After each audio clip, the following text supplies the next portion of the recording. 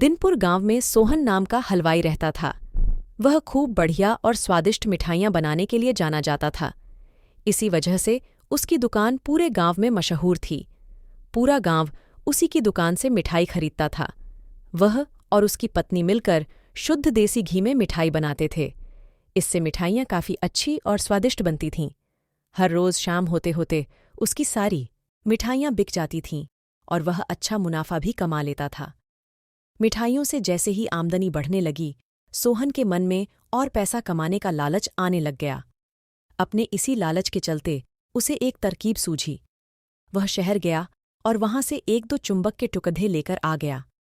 उस टुकड़े को उसने अपने तराजू के नीचे लगा दिया। इसके बाद एक नया ग्राहक आया, जिसने सोहन के पास से 1 किलो जलेबी खरीदी। इस बार तराजू में चुंबक लगाने की वजह से सोहन को अधिक मुनाफा हुआ।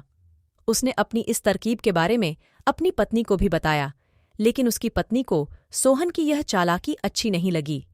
उसने सोहन को समझाया कि उसे अपने ग्राहकों के साथ इस तरह की धोखेबाजी नहीं करनी चाहिए, लेकिन सोहन ने अपनी पत्नी की बात बिल्कुल भी नहीं सुनी।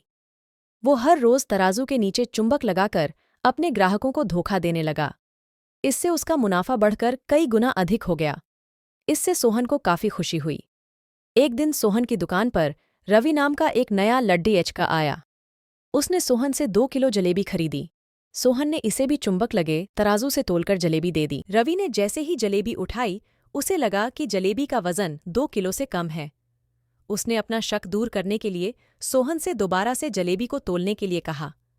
रवि की बात सुनकर सोहन चिढ़ गया। उसने कहा, मेरे पास इतना फालतू समय नहीं है कि मैं बार बार तुम्हारी जलेबी ही तोलता रहूं। इतना कहकर उसने रवि को वहां से जाने के लिए कह दिया। सोहन मिठाई वाले की बात सुनने के बाद रवि जलेबी लेकर वहां से चला गया। वह एक दूसरी दुकान पर गया और वहां बैठे मिठाई वाले से अपनी जलेबी तोलने के लिए कहा। जब दूसरे दुकानदार ने जलेबी तोली तो जलेबी सिर्फ 1.5 किलो ही निकली। अब उसका शक यकीन में बदल गया था।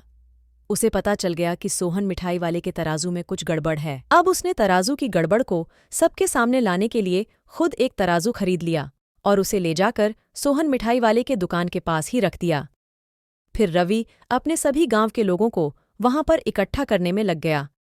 जैसे ही लोगों की थोड़ी भीड़ बढ़ने लगी तो उसने गांव के लोगों को कहा कि आज मैं आप सभी लोगों को एक जादू दिखाऊंगा। ये जादू देखने के लिए बस आप लोगों को सोहन मिठाई वाले से खरीदा गया सामान एक बार इस तराजू में तोलना होगा। तब आप लोग देखेंगे कि कैसे सोहन मिठाई वाले के तराजू में तोली गई मिठाइयाँ इस दूसरे तराजू में अपने आप ही कम हो जाती हैं। कुछ देर बाद 1-2 लोग मिठाई लेकर रवि के पास पहुंचे तो उसने ऐसा करके भी दिखाया। इसके बाद सोहन के दुकान से जिसने भी मिठाई खरीदी थी, सभी ने रवि के तराजू में तोलकर देखा तो सबकी मिठाइयाँ 250 ग्राम से लेकर आधा किलो तक कम निकलीं। यह सब देखकर लोगों को काफी हैरानी हुई। अपनी दुकान के पास ही यह सब होता देख सोहन मिठाई वाला रवि से झगड़ा करने लगा। उसने लोगों को बताया कि रवि यह सब नाटक कर रहा है। अपनी बात को सही साबित करने के लिए रवि सीधे सोहन मिठाई वाले का तराजू लेकर आया और तराजू में लगा चुंबक निकालकर सबको दिखाने लगा।